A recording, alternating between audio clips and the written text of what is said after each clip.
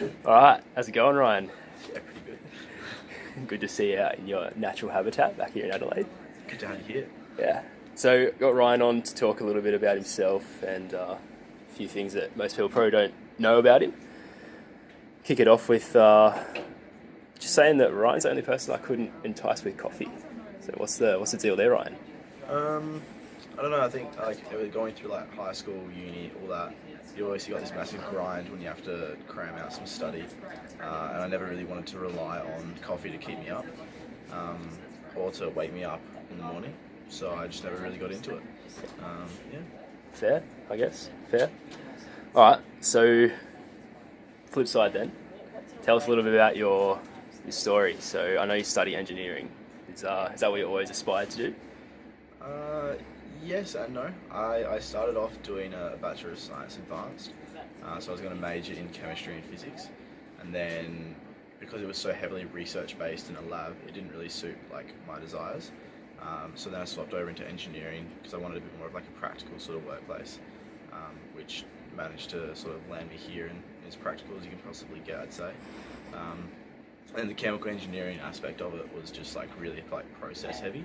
So a lot of it's based around making a process like really strong, really efficient, everything like that. And so that sort of like enticed me to go into that area. Yeah, nice. We covered off the next question there, which was how did you end up at PE? But Oh no, mine was like very coincidental actually. So my cousin originally went on the project, and he was staying at mine during exam study. One morning I was just asking him what he was doing in summer, and then sort of like he told me about how he was going over for Project Everest, and I was like, oh, that sounds cool. So then gave Andrew a call. Next thing I know, a week later I'm in Sydney for tracker training, and here we are. it's a nice quick turnaround. I hear that you only own one pair of jeans. Yes, Is that true? yes. I'm actually wearing them right now. I'm a one pair type of guy. The only problem with these ones though is I had them for about 2.5, 3 years, and they're starting to get holes. So might need to buy a new pair.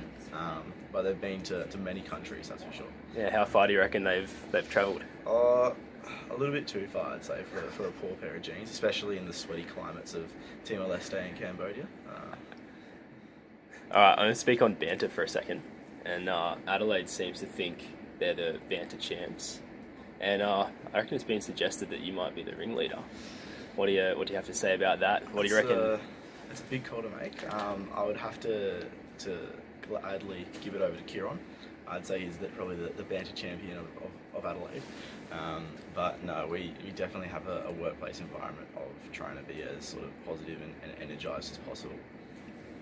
Yeah. Nice. So is that what you reckon makes the Adelaide banter so strong, the workplace? Yeah, I think like Adelaide as a whole is just so very family orientated. Absolutely, like everyone knows everyone. It's such a small city, so as a result, people just you've got to be a family, which is one thing I also love about PE, in that you just have to naturally be a family. And then having the squad here, Kieran, Coach, Jess, all the rest of them, definitely involves that. Nice. All right. I'm going to do some quick fire questions. So, what's your favourite project? Favorite project? I'd have to say Everest Recycling Solutions. All right. Why? Just quickly. I think that it's got a really good initiative in reducing the waste in rural communities, and I don't think the rural communities, in particular in Cambodia, which I've seen actually get looked at, it's very urbanised in terms of their collecting waste. What's your favourite country you've been to? Have to be Timor-Leste. Yeah? Yeah. Why is that? It's just very natural. No tourism. The country itself is beautiful. The people are beautiful. The whole entire energy of the projects around there is just awesome. What's your hobby of choice? Hobby of choice. I was talking to Jess about this actually, and we were trying to work out what my hobby of choice would be.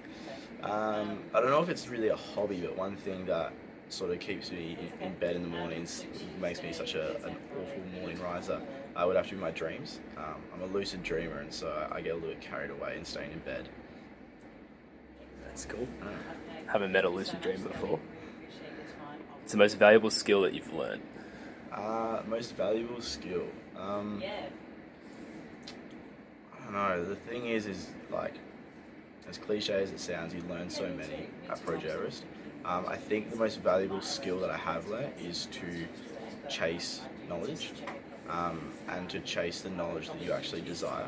Take a leap of faith into an area of which you actually want to be in, not so much if it gives good career prospects or good money incentives or anything like that, but to go into an area or a knowledge area that you're really passionate about, and then the career and the money and all that will sort of find its own way.